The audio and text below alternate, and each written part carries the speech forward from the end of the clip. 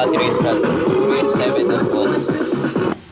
Alibawang na to 1.5 volts. Ito na natin. Tangan mo na.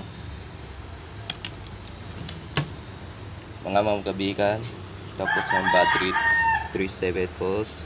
Tangan mo lang.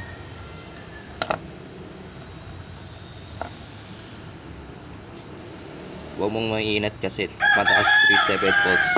Tangan mo na. Ito na. Tapos 3.7 volts. Ilagay ito kulay red ng dalawa. 3.47. Tapos sa puputi takip 1.45 volts. Then resistor. Tingnan natin. Hilap ng tape. Ito na resistor. Tapos 347 pinapumunta in. Tapos na out 1.45 volts. Na up.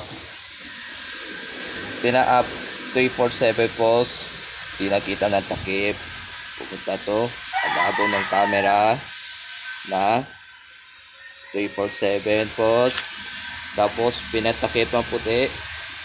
Pwede pinasama ground to. Tingnan natin. Tingnan mo. 347 volts pinapuputi. 1.45 volts pinaputi. Tape pinatakip. Inat mo na original tape para solid.